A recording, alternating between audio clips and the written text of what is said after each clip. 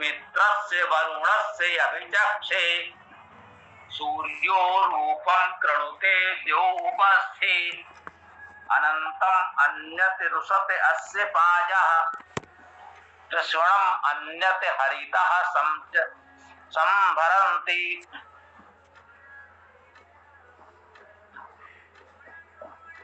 तत् वह मित्रस्य वरुणस्य अभिचक्षे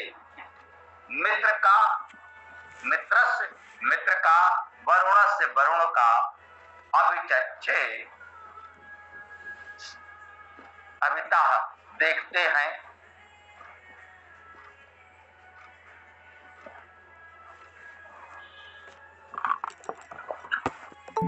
अभिचक्षे का अर्थ अभिदर्शन के लिए,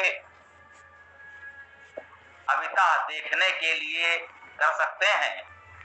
और यदि क्रिया रूप में मानेंगे तो अभिचक्षे का अर्थ हो जाएगा अभिता परिता देखते हैं। तो जैसा कि हम कहते हैं वैदिक शब्द बहुधा व्याकरण के अनुसार भी बहुअर्थी होते हैं और प्रसंग के अनुसार हम उनका उचित अर्थ ग्रहण कर सकते हैं, एक या एक से अधिक अर्थ ग्रहण कर सकते हैं। तो तत् मित्रस्य वरुणस्य अभिचक्षे, उस मित्र और वरुण के अभिदर्शन के लिए, देखने के लिए सूर्यो रूपम कृणुते द्यो उपस्थे। सूर्यो रूपम, सूर्य यह प्रथमा एक वचन में है, करता है। तत् भी प्रथमा एक वचन में है, यद्यपि तत् शब्द द्वितीय एक वचन भी हो सकता है। प्रथमा और द्वितीय एक वचन में तत् का प्रयोग होता है दोनों ही विभक्तियों में। सूर्य स्पष्ट रूप से प्रथमा एक वचन है, अर्थात सूर्य ने, सूर्य का अर्थ हम जानते हैं सृजनशील ऐश्वर्यवान प्रेरक, सु ऐश्वर्य सुप्रसवे धातु है, सु धातु का प्रेरणा करना भी है। तो ऐश्वर्यवान सृजनशील प्रेरक सूर्य रूपम कृणुते, रूपम रूप को कृणुते करता है।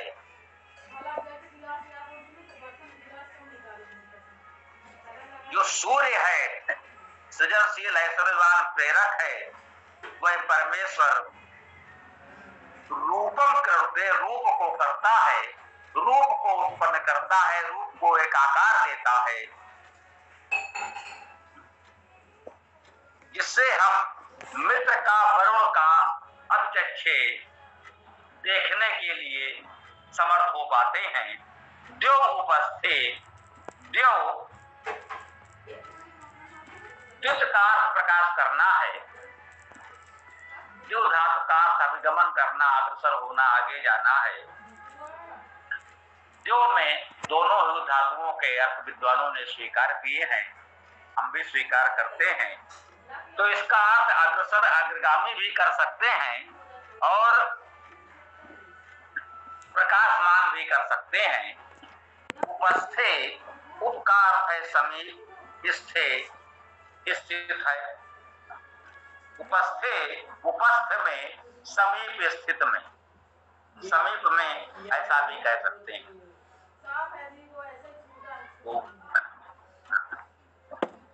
इसमें जो करता है वह सूर्य है, सृजनशील ऐश्वर्यवान प्रेरक परमेश्वर या समाज के अग्रणी विद्वान मार्गदर्शक देवजन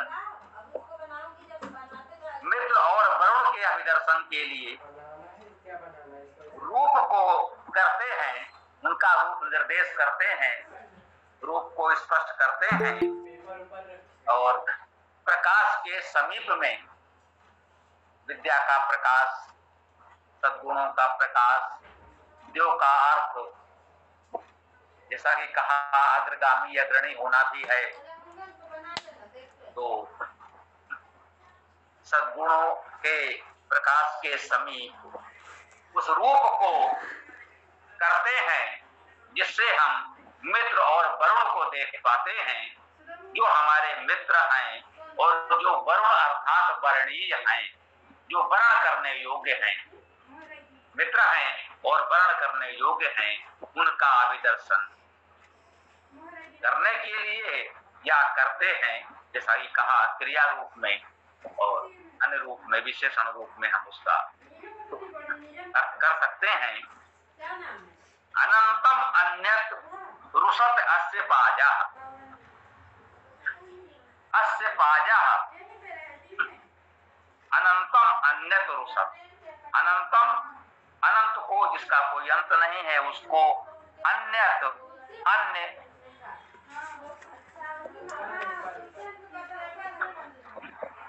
पाजा का अर्थ परिपक्वता, अभिव्यक्ति, गति, प्रकाश, बल किया गया।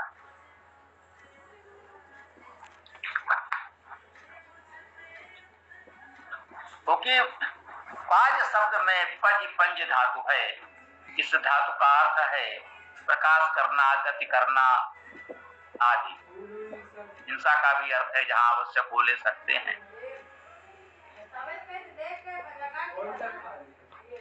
अभी मन हुआ ये पज पंज धातु लिखा है, इसका भाव समझें।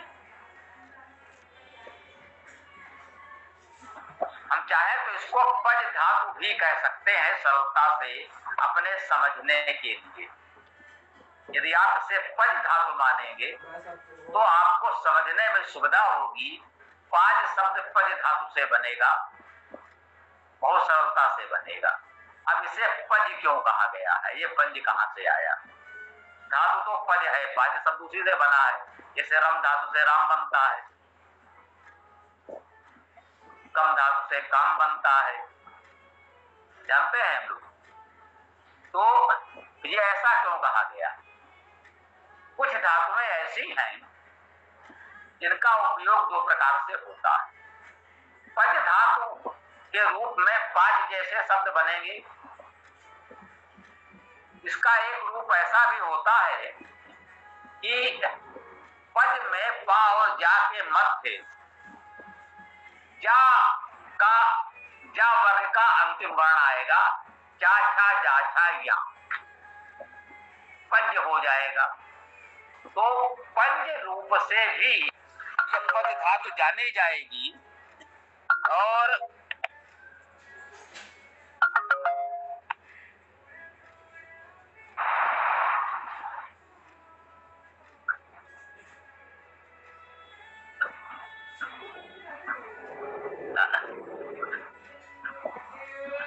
पज धातु से ये जैसे हमने बताया कि जा का अंतिम या आया तो पंज हो गया।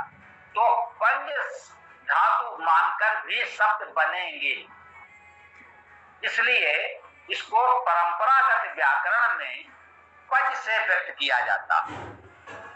यह केवल इस धातु के साथ नहीं है।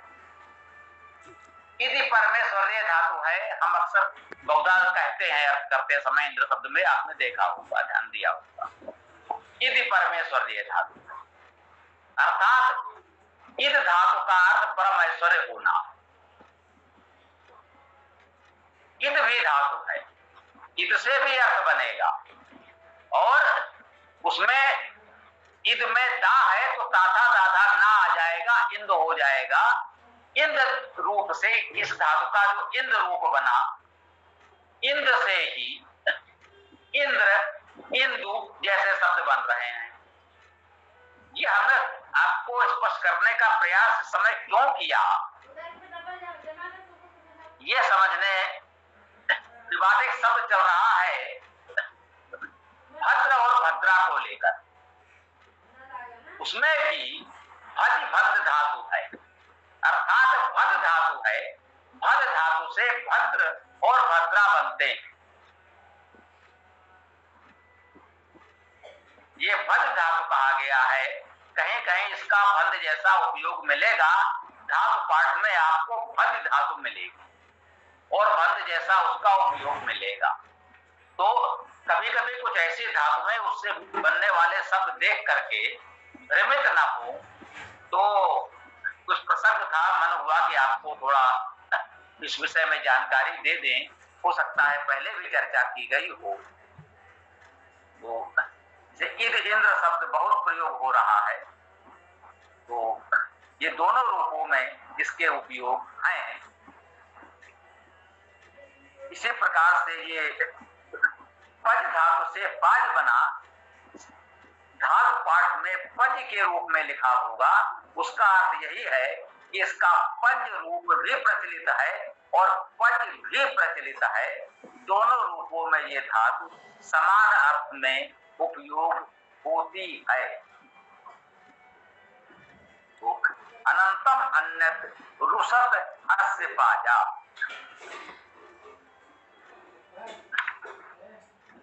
अब शब्द है रुषत। रुष धातु का अर्थ प्रकाशित होना बोलना है। रुष एक धातु का अर्थ हिंसा करना भी है। कहते हैं अनंतम अन्यत, अन्य अनंत जो है वो रुषत प्रकाश करता है अथवा हिंसा करता है, दोनों अर्थ हैं। अब दोनों में से कौन सा अर्थ लेंगे, ये पूरे मंत्र के अर्थ को समझेंगे अन्य शब्द क्या कह रहे हैं। किसी की हिंसा करना जहां पर कहा जा रहा है संभव है या नहीं, प्रकाश करना उचित है या हिंसा उचित है, ये हमें अन्य को देखते हुए ग्रहण करना होगा। तो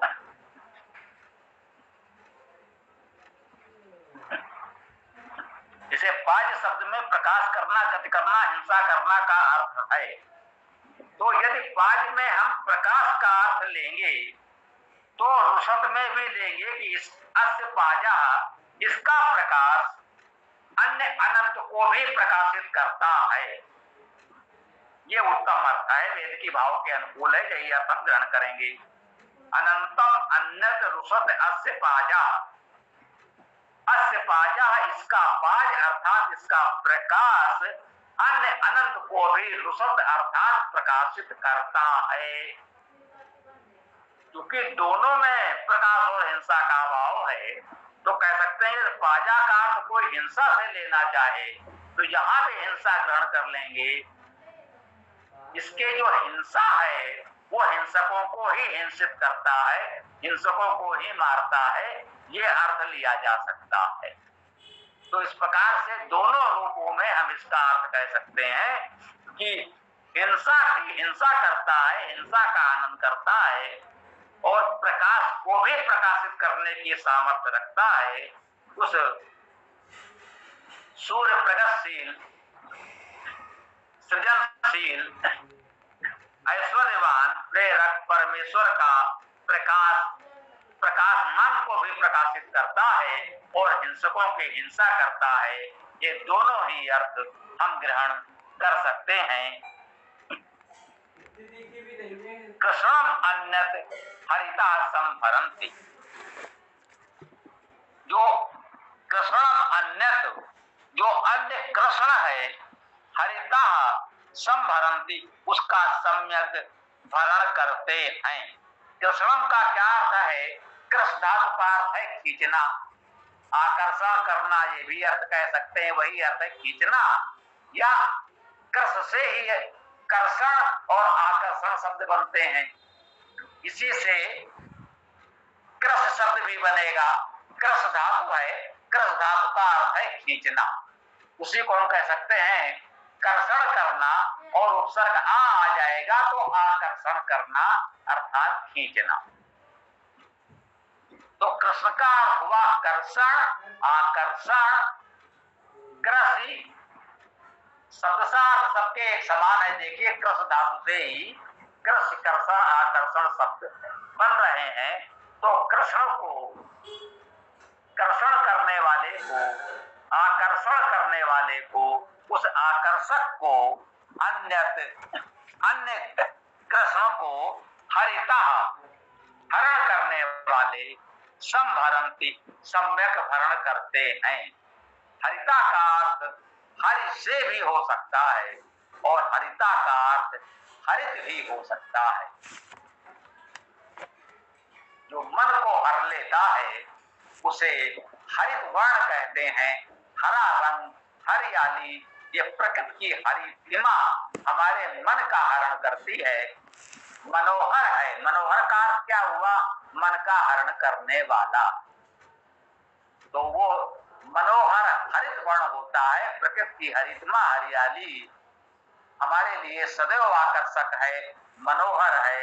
इसी भाव से ग्रहण करें, किसी अन्य दृष्टिकोण से हरितिमा को नकारने का प्रयास न करें। यहाँ इतना ही कह सकते हैं, शेष आप समझ सकते हैं।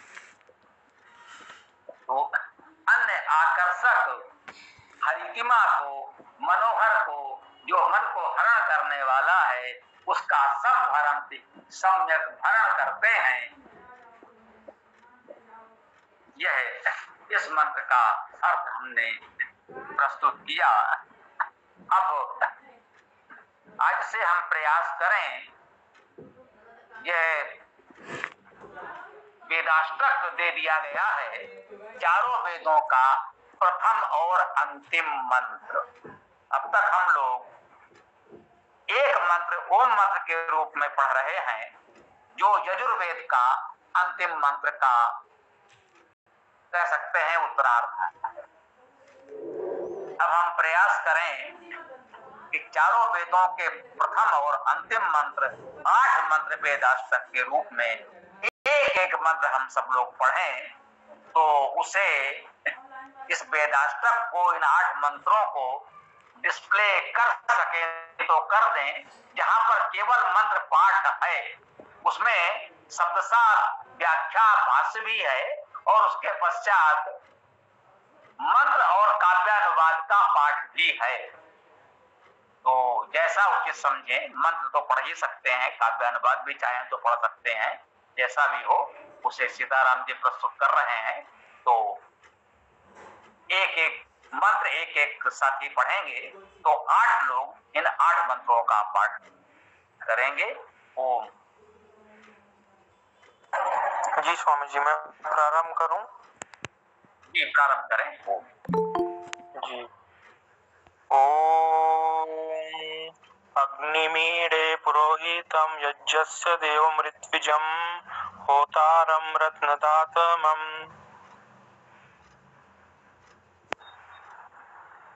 आप पाठ करते रहें, अगला मंत्र पढ़ें।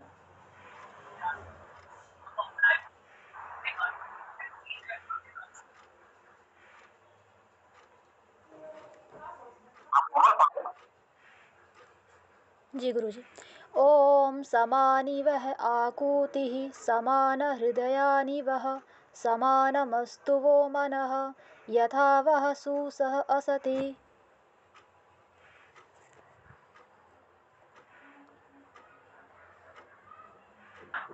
हाँ, ये तीसरा मंत्र जिनको भी पढ़ना हो आप सब लोग पढ़ते रहें। इतने लोग जुड़ते हैं तो 8 मंत्र 8 लोग तो पढ़ ही सकते हैं, तो ये प्रयास करें।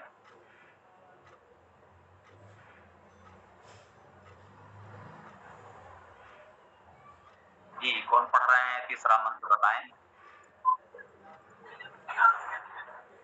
अग्ने आयवीतये हिरणानो हव्यदातये निहोता सत्सि बृहर्षि। ओम।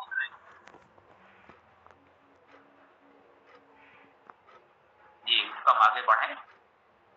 8 मंत्र सब लोग कर लें।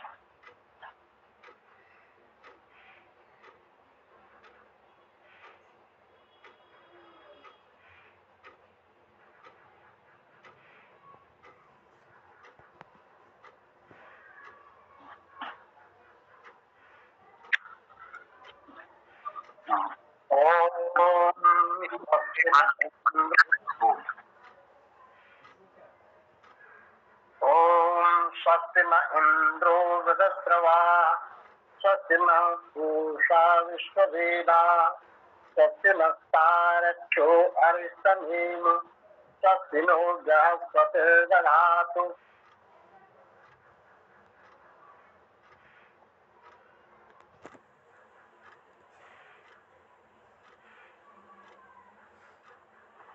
ये 2 वेद तो हो गए,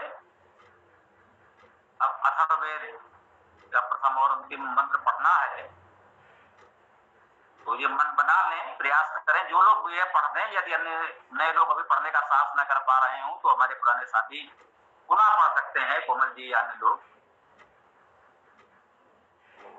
जैसा उचित समझे इसको पढ़ दें। ओम, ठीक है, आप पढ़िए पढ़िए, जिसको भी पढ़ना है पढ़।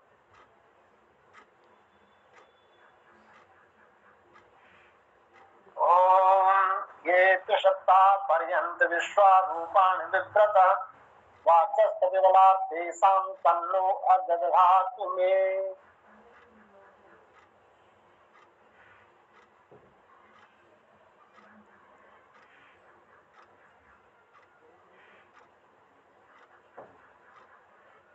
जी शैपुत्र भाई जी पढ़िए।